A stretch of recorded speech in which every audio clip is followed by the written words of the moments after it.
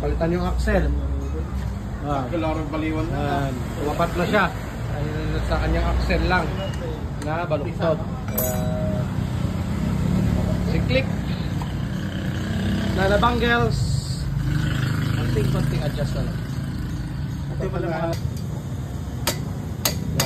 Ito, saan nagsisira? Kanyang pivot axle. Sa may swingar. Baluktot.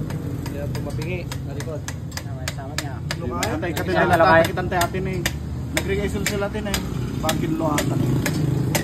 Narigat-sul-sul nga. Kasi na yung narigat na. Una ka nakalaban na yung nakangapit yun na yung pangar. Ano? Kasi nakuha mo lang. Okay.